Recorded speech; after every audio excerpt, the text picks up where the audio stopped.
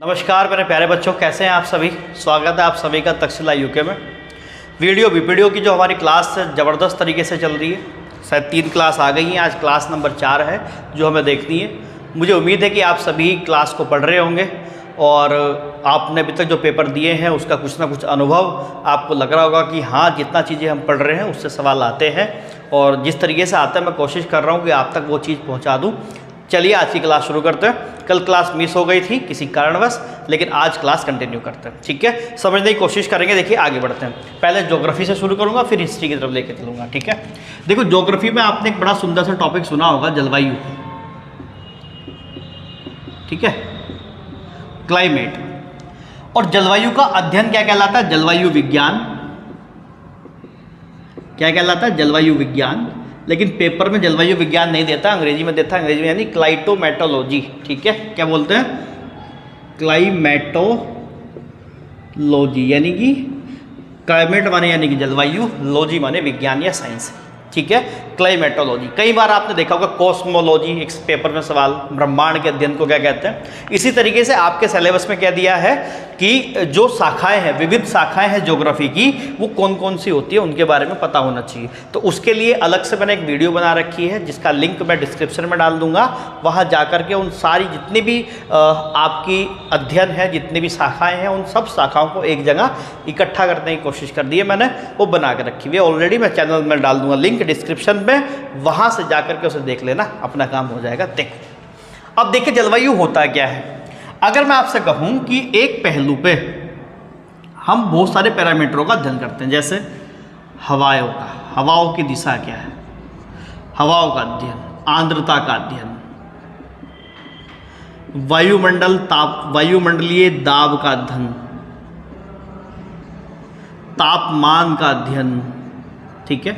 हवाएं हो सकती हैं, आर्द्रता हो सकती है, दाब हो सकता है, वर्षा हो सकती है, आर्द्रता हो सकती है, वर्षा भी डाल दीजिए। इन सबका जब एक लंबे समय तक, दीर्घ काल तक अध्ययन होता है, इनका दीर्घ काल तक अध्ययन, और दीर्घ काल का मतलब यहाँ पे है कि ये लगभग अध्ययन जो होना चाहिए वो 25+ ईयर्स, यानी कि 25 साल से ज़्यादा जब अध्ययन होता है इस फिनोमिना का, इन पैरामीटरों का, उसी को हम क्या नाम देते हैं? उसी को हम जलवायु का नाम देते हैं, ठीक है। उसी को हम क्या बोलते हैं? जलवायु बोलते हैं। ध्यान रखना, यहीं पे एक शब्द आता है मौसम। मौसम क्या है? मौसम सेम है। इन्हीं सब पैरामीटर का आपको क्या करना है? अध्ययन करना है। लेकिन वो दीर्घ काल के लिए नहीं होता है, वो अल्प काल के लिए होता है, वो कम समय के लिए होता है, उसी को मौसम बोलते हैं। तो जलवायु और मौसम दोनों इंपॉर्टेंट चीज़ है, ध्यान रखना, ठीक है। दूसरी बात, अगर भारत की बात करेंगे तो भारत की जो जलवायु है वो कैसी है? वो उष्ण कटिबंधीय मानसूनी जलवायु है। कैसी? उष्ण कटिबंधीय मानसूनी जलवायु, ठीक है। ये भारत की जलवायु है। आपको बस सीधा ध्यान रखना है, इसमें ज़्यादा ध्यान नहीं रखना। उष्ण कटिबंधीय किससे कहते हैं, क्या नहीं होता, वो बता दूंगा मैं आप लोगों को, टेंशन नहीं लेना, ठीक है। भारत की जलवायु कैसी है? उष्ण कटिबंधीय मानसूनी जलवायु, ये भारत की जलवायु। अब देखो यहाँ से इंपॉर्टेंट सवाल कई बार बनता है और वो बड़ा परेशान करता है कि जलवायु को कौन कौन से कारक हैं जो प्रभावित करते हैं, ठीक है। इंपॉर्टेंट है, ध्यान से देख लेना। कई बार आपने पढ़ा होगा, यहाँ से एक सवाल भी पूछा जाता है। मैं बता देता हूँ आप लोगों को कि कौन कौन से कारक हैं जलवायु को प्रभावित करने वाले कारक। जलवायु को प्रभावित करने वाले कारक। बेटे अगर क्वालिटी में प्रॉब्लम आती है तो आप उसका पिक्सल बढ़ा लिया करिए क्वालिटी में जाके ना, ठीक है।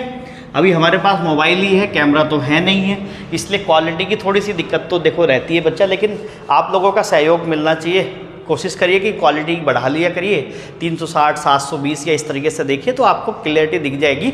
देखो पढ़ाई होनी चाहिए यार, ये फिजूल के बहाने वाने मत करा करो कि क्वालिटी बढ़ा दो, ये कर दो, वो कर दो। सब कुछ हम ही करते हैं, आप भी अपने एंड से कुछ कर लो ना।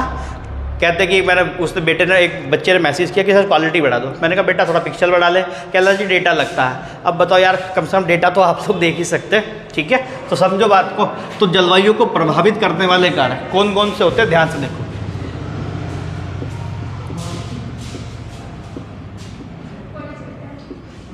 एल मतलब लैटिट्यूड, मैं हिंदी में भी बोलूँगा लैटिट्यूड। लैटिट्यूड मतलब अक्षांश। यानी कि अक्षांश बहुत ज़्यादा प्रभावित करता है किसे, जलवायु को। यहाँ से बड़ा सुंदर सवाल पूछा जाता है क्या, कि अगर आप देखोगे भारत के अंदर, तो भारत में एक शहर पड़ता है आपका अमृतसर, सुना होगा आपने, और एक शहर पड़ता है आपका शिमला। दोनों जाने पहचाने हैं, शिमला में भी समझौता हुआ है और अमृतसर तो जलियांवाला बाग के लिए बड़ा फेमस है, ठीक है।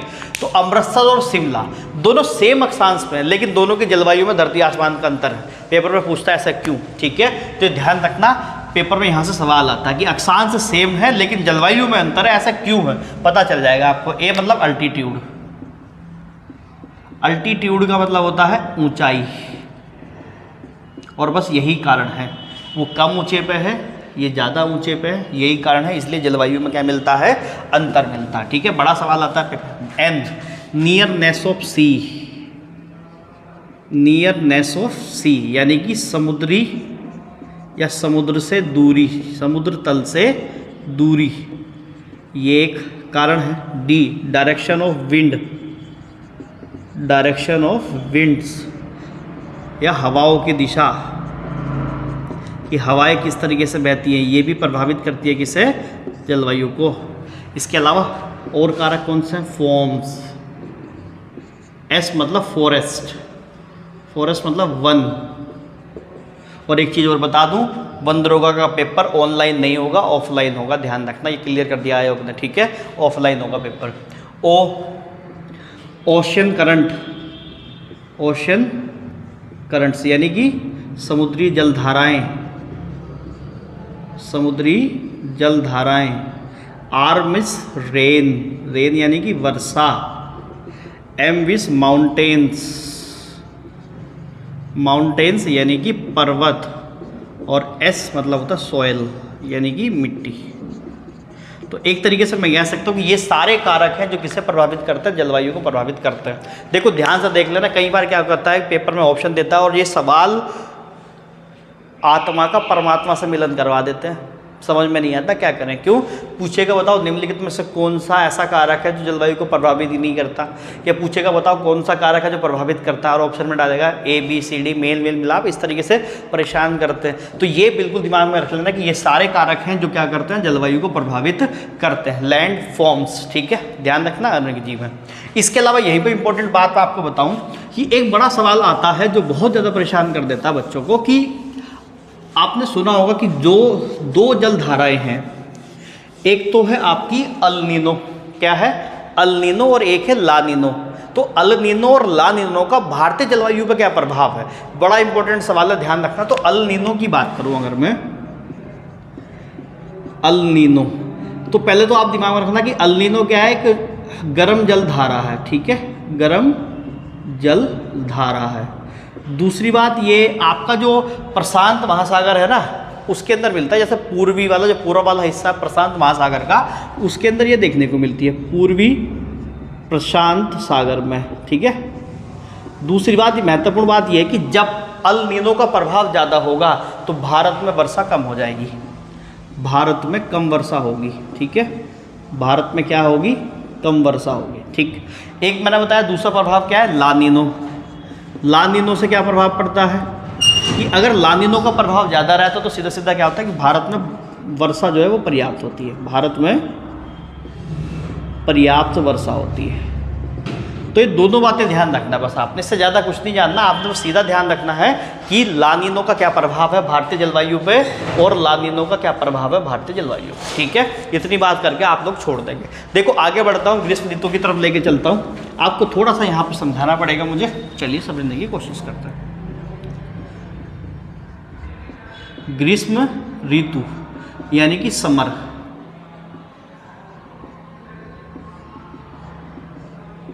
समर क्या है बेटा, देखो ढंग से देखना बात को। अब यहाँ पे क्या आपको देखता है, देखो सबसे पहले एक चीज़ जानना कि अगर आपने पढ़ा होगा साइंस में कि टेम्परेचर जो और प्रेशर यानी कि तापमान, ताप और दाब, इन दोनों में व्युत्क्रमानुपाती का अनुपात होता है। यानी कि अगर तापमान बढ़ेगा दाब घट जाएगा, और अगर तापमान घटेगा तो दाब बढ़ जाएगा। दो बातें ध्यान रखना, इंपॉर्टेंट है, ध्यान से देखना। अब देखो होता क्या है, अगर मैं आपको बताऊं ये पृथ्वी है, ये भूमध्य रेखा है, ये कर्क रेखा है और ये मकर रेखा है, ठीक है। तो जो कर्क रेखा है, भारत कहाँ है, भारत इधर के तरफ है, कर्क रेखा हमारे यहाँ से गुजरती है। तो ये ध्यान रखना कि क्या होता है कि सूरज जो लंबवत चमकता है वो इन दोनों रेखाओं के बीच में चमकता है, यानी कि सूर्य लंबवत जो चमकेगा वो कहाँ चमकेगा, वो कर्क रेखा और मकर रेखा के बीच में चमकता है, ठीक है। सूरज कहाँ चमकता है, लंबवत कर्क रेखा और मकर रेखा पे चमकता है। इसीलिए क्या होता है कि जब गर्मियाँ आती है तो सूरज कहाँ पहुँचता है, 21 जून के आसपास यहाँ लंबवत होता है, ठीक है। तो इसका मतलब इस वाले क्षेत्र में क्या हो जाएगा, ताप बहुत ही अधिक हो जाएगा, ठीक है। सूरज रहेगा तो ताप क्या हो जाएगा, अधिक हो जाएगा। और ताप अधिक होने की वजह से क्या होता है कि यहाँ पे मैंने क्या बताया कि अगर ताप अधिक होगा तो इसकी वजह से क्या हो जाएगा, दाब जो है वो डाउन हो जाएगा। क्या हो जाएगा, दाब डाउन हो जाएगा। और ये एक फिनोमिना है, एक प्रकृति का नियम है कि कोई भी चीज़ उच्च दाब से किस तरह चलती है, निम्न दाब की ओर चलती है, ठीक है। तो सीधी सी बात क्या है कि यहाँ जो क्षेत्र बनेगा वो कैसा क्षेत्र बनेगा, वो निम्न दाब क्षेत्र बनेगा। और जब यहाँ निम्न दाब क्षेत्र बनेगा तो इधर टेम्परेचर डाउन हो जाएगा, तो यहाँ क्या बनेगा, उच्च दाब क्षेत्र बनेगा। और उच्च दाब क्षेत्र होने की वजह से यहाँ से क्या होता है कि जो हवाएं हैं वो हवाएं बहना शुरू करती है किस तरफ, यहाँ निम्न दाब की तरफ, यानी कि कर्क रेखा की तरफ, यानी कि भारत की तरफ, ठीक है। तो ध्यान रखना, भारत की तरफ क्या होना शुरू होता है, हवाओं का बहना शुरू होता है। और हवाएं यहाँ बताना कि और हवाएं क्या करती हैं, भारत के अंदर एंट्री करती हैं। और भारत के और हवा के साथ वो भूमध्य रेखा पार करते हुए आती है, नीचे समुद्र है, आप सभी जानते हैं, हिंद महासागर है, तो उसके ऊपर से जब गुजरती है तो क्या लाती है, साथ में जल वाष्प लाती है। और हवाओं के साथ जो वर्षा होती है उसी को हम क्या बोलते हैं, मॉनसून बोलते हैं, ठीक है। उसी को क्या बोलते हैं, मॉनसून बोलते हैं। तो यहाँ बस आपको मुझे एक चीज़ बतानी है कि ध्यान रखना कि यहाँ भारत में जो मॉनसून की एंट्री होती है वो इस दिशा से होती है, ठीक है, इस दिशा से। और ये दिशा क्या हो जाएगी, पूरा पश्चिम उत्तर दक्षिण, यानी कि दक्षिण पश्चिम दिशा से। तो भारत में जो हवा या मॉनसून की एंट्री होती है वो कहाँ से होती है, वो दक्षिण पश्चिम दिशा से होती है। एक तो ये बात बिल्कुल आपको ध्यान रखनी है, दक्षिण पश्चिम दिशा से होती है। और ये वाला क्षेत्र कौन सा है हमारा, अरब सागर वाला क्षेत्र। और ये वाला क्षेत्र कौन सा है हमारा, बंगाल की खाड़ी वाला क्षेत्र। तो आपको बस ये ध्यान रखना कि जब ये यहाँ से एंट्री करती है हमारे यहाँ, तो ये दो हिस्सों में बढ़ती है। एक हिस्सा अरब सागर के अंदर चला जाता है, यानी कि अरब सागर से आने वाली हवाएं, और दूसरा हिस्सा कौन सा, बंगाल की खाड़ी से आने वाली हवाएं। इन्हें क्या बोलते हैं, अरब सागर की मानसूनी पवनें, या अरब सागर की दक्षिण पश्चिमी मानसूनी पवनें। ध्यान रखना, अरब सागर की दक्षिण पश्चिमी मानसूनी पवनें और ये वाली बंगाल की खाड़ी की दक्षिण पश्चिमी मानसूनी पवनें। तो ये आपको ध्यान रखना है, ठीक है। दोबारा से समझ लेना, वीडियो को दोबारा से देख लेना, यहाँ बिल्कुल कंसेप्ट समझ लेना कि हवाएं चल कैसे रही है। मोटे तौर पे क्या कहूँ कि हवा कैसे बहेगी, वो उच्च दाब से निम्न दाब की ओर बहेगी, ठीक है। बस ये ध्यान रखना, यानी कि नीचे से ऊपर की ओर बहेगी गर्मियों में, सर्दियों में उल्टा हो जाता है, ठीक है। ध्यान से देखिए। चलिए, तो आज ज्योग्राफी में तो केवल इतनी ही बातें रख रहा हूँ मैं। अब थोड़ा सा मुझे आपको हिस्ट्री में बताना है, ठीक है। तो ध्यान से देखना जरा, हिस्ट्री में क्या क्या हम लोग देखने वाले हैं आज, इंपॉर्टेंट है। लास्ट क्लास अगर आप लोगों ने नहीं देखी तो ज़रूर देख लेना। उसमें मैंने आप लोगों को एक चीज़ क्लियर कर दी थी कि सिंधु घाटी सभ्यता में क्या क्या पढ़ना है, उतना फाइनल हो गया था। सिंधु घाटी सभ्यता के बाद मुझे आपको बताना है आज चीज़ों को लेकर के अगर मैं चलूँ तो वो है आपका वैदिक सभ्यता या वैदिक संस्कृति।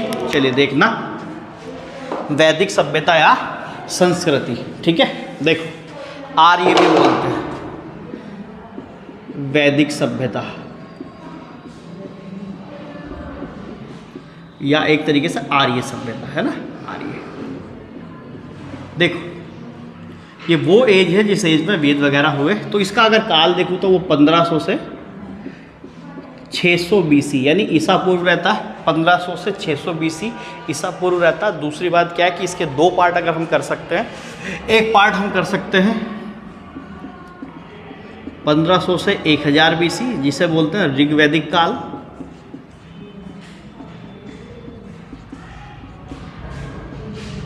दूसरी बात 1000 से 600 BC, जिसे बोलते हैं उत्तर वैदिक काल, ठीक है। और यहीं पे बता दे रहा हूं कि जो उत्तर वैदिक काल है इसमें यहाँ लोहे का ज्ञान हो गया था लोगों को, ठीक है। इससे पहले हमने देखा सिंधु घाटी सभ्यता में नहीं हुआ है, लोहे से परिचित नहीं है, इंपॉर्टेंट सवाल है। और यहाँ पे क्या हो गया है कि लोहे का ज्ञान हो गया है, लोहे से परिचित हैं, लोहे से परिचित, ठीक है, ध्यान रखना है, ठीक, लोहे से परिचित है, यहीं पे ध्यान रखना आप लोगों ने। वैदिक सभ्यता में ज़्यादा कुछ नहीं देखना, पहली चीज़ जो देखनी वो ये है कि ये सत्ता कैसी है, ये ग्रामीण सभ्यता है, ग्रामीण सभ्यता। वही उल्टा हमने देखा था वहाँ, वो क्या थी, वो नगरीय सभ्यता थी।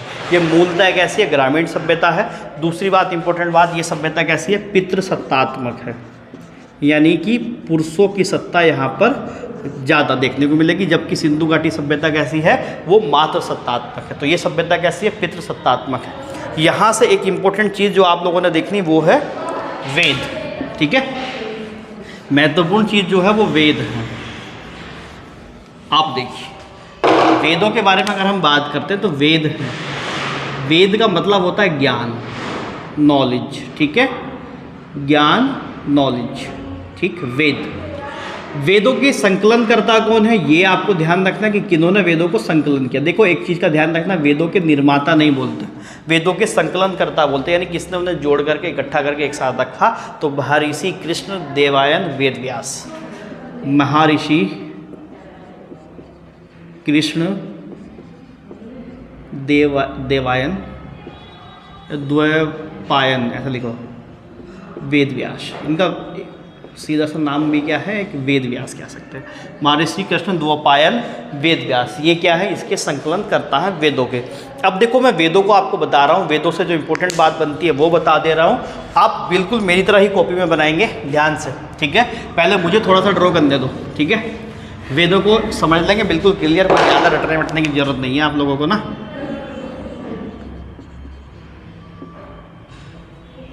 ऐसे मैं बनाता हूँ,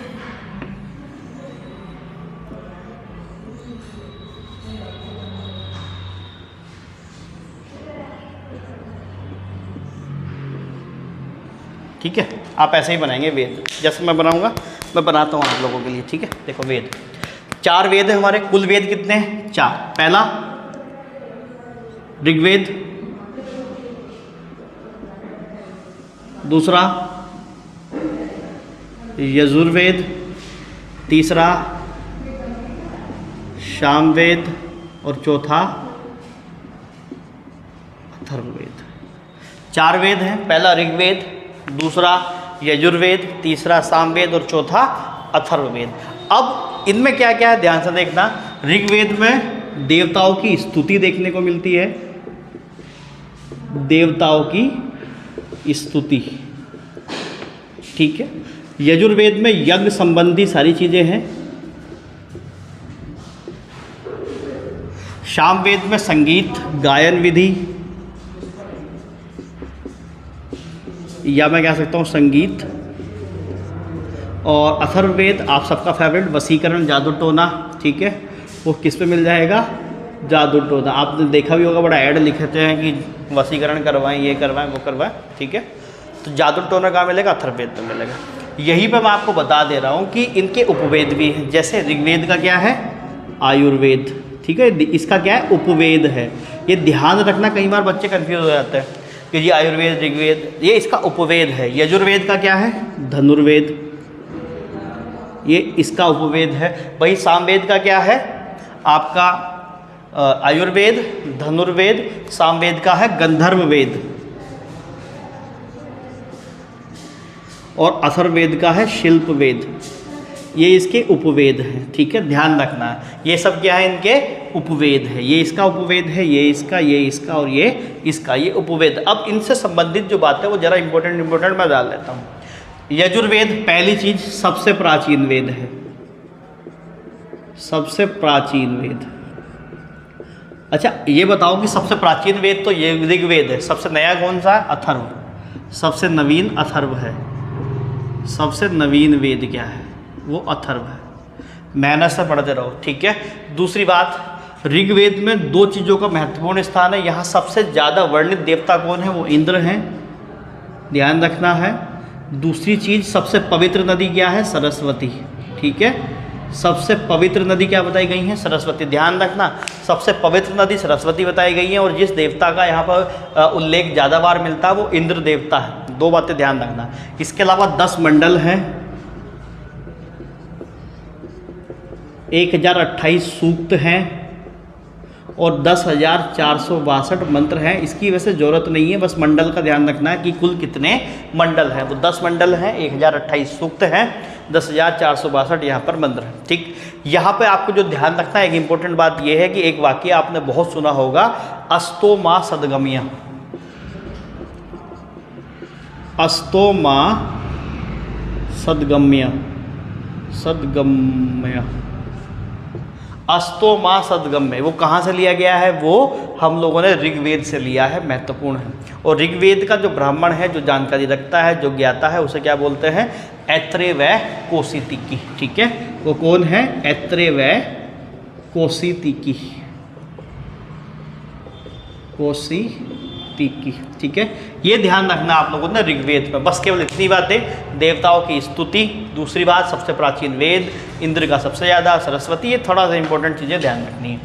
अगर बात करेंगे यजुर्वेद की, तो यजुर्वेद में महत्वपूर्ण क्या है? सबसे पहली बात, ये अकेला आपका वेद है जो गद्य व पद, गद्य व पद दोनों में देखने को मिलेगा। जो किस में मिलेगा?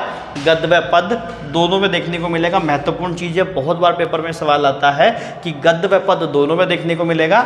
यहाँ के ब्राह्मण को बोलते हैं सतपथ। ठीक है, क्या बोलते हैं? यहाँ के ब्राह्मण को सतपथ बोलते हैं। सामवेद, उपवेद, गंधर्व, गायन विधि का संगीत वगैरह, इस सब यहाँ सामवेद में है।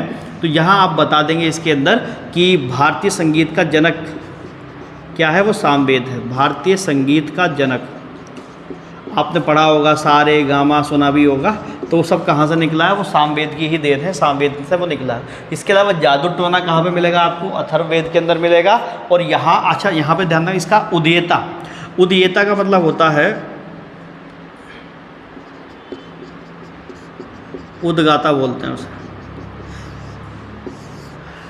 जो एक तरीके से पढ़ता है, स्कॉलर होता है। दूसरी चीज़ जो गा गा के चीज़ें बताता है। ठीक है, वो ध्यान रखना। जादू टोना सबसे नवीन वेद है, जादू टोना वगैरह यहाँ देखने को मिल जाएगा। इसके अलावा यहाँ आप एक चीज़ का ध्यान रखेंगे, यहाँ का जो ब्राह्मण या उदयता है वो ब्रह्मा कहलाता है। ठीक है, इसका उदयता वो क्या कहलाता है? ब्रह्मा। तो इतनी बातें आपको वेदों में ध्यान रखनी है बस। ठीक है, जैसे मैंने बनाया है ऐसे ही कॉपी में बना लो, कोई टेंशन लेने की जरूरत नहीं है। इतना पढ़ लोगे काम हो जाएगा, इससे ज़्यादा सवाल नहीं बनेगा। अच्छा, एक चीज़ और रह गई, हाँ, वेद त्रयी किसे बोलते हैं? ठीक है, एक चीज़ रह गई है, वेद त्रयी। वेद त्रयी यानी 3 वेदों का संकलन। किस किस का? ऋग्वेद का, यजुर्वेद का और सामवेद का। ऋग्वेद, यजुर्वेद व सामवेद, इसका क्या है? इन तीनों का संकलन आपस में क्या कहलाता है? वेद त्रयी कहलाता है। इसमें अथर्ववेद को छोड़ देते हैं। बात क्लियर है? यहाँ तक डन है। देखो, इसके अलावा आप थोड़ा सा, मैं 2 मिनट का समय और देता हूँ, मैं थोड़ा सा कंपैरिजन कर देता हूँ सिंधु घाटी सभ्यता और वैदिक सभ्यता में, वो आपके लिए महत्वपूर्ण रहेगा। इसे फटाफट बढ़िया से समझ लेना। यार देखो, यहाँ से सवाल बन सकता है, उम्मीद है, क्योंकि प्रादेश काफ़ी समय से यहाँ से सवाल बना ही रहा है यूके SSSC। ठीक है, तो ध्यान रखना, हो सकता है कि आपको सीधा सवाल यहीं से मिल जाए। देखो, इसके अलावा मैं आपको पढ़ाऊँ, थोड़ा सा बता दूँ इसमें, वो ये है, 2 चीज़ों को हम लोग क्या करते हैं? डिफ्रेंशिएट करते हैं। एक आपने पढ़ी थी सिंधु सभ्यता, सिंधु घाटी सभ्यता, और एक आपने पढ़ी है वैदिक सभ्यता। ठीक है, इसे थोड़ा सा डिफ्रेंशिएट कर देता हूँ। पहली चीज़, सिंधु घाटी सभ्यता जो थी वो नगरीय सभ्यता थी। ये कैसी है? ये मूलतः ग्रामीण सभ्यता है। ध्यान रखना, मोस्ट इम्पोर्टेंट चीज़ है।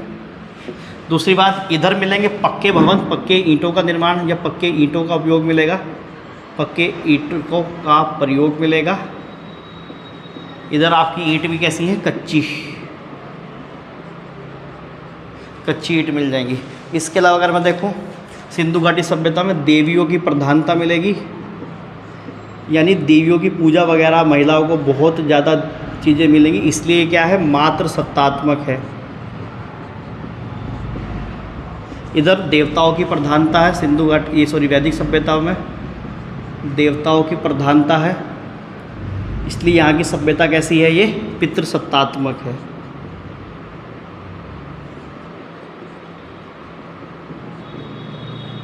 ठीक, तो ये बातें हो गई। इसके अलावा आपको जो देखना है वो यहाँ का पवित्र पशु क्या है सिंधु घाटी सभ्यता का, वो है बैल, और यहाँ का पवित्र पशु है गाय। एक ये ध्यान रखेंगे। इसके अलावा सिंधु घाटी सभ्यता के समय वर्ण व्यवस्था नहीं थी, वर्ण व्यवस्था नहीं थी। यहाँ वैदिक सभ्यता में वर्ण व्यवस्था दिखती है। ठीक है, इसके अलावा वर्ण व्यवस्था क्या होती है उसे जानेंगे अगली क्लास में हम लोग। तो आज की क्लास कैसी रही मुझे कमेंट सेक्शन में ज़रूर बताना। और देखिए मन लगा के पढ़ते रहिए, हिम्मत से पढ़ते रहिए। हिंदी की क्लास आपकी जल्दी शुरू हो रही है जिसमें आपको देखने को मिल जाएगा कि हिंदी केवल और केवल वीडियो वीडियो के लिए काम करेंगे। लगभग 20-30 क्लासेस में ख़त्म करने की कोशिश रहेगी। आपने हिंदी कितनी अच्छी पढ़ी हो एक बार क्लास ज़रूर करनी है आप लोगों ने। और देखिए बिल्कुल भी पेपर को छोड़ना नहीं है, हमें मेहनत से लगे रहेंगे और सिलेक्शन लेना ही है। ठीक है, चलिए मिलेंगे फिर अगली क्लास में, तब तक के लिए बहुत बहुत धन्यवाद। जय हिंद।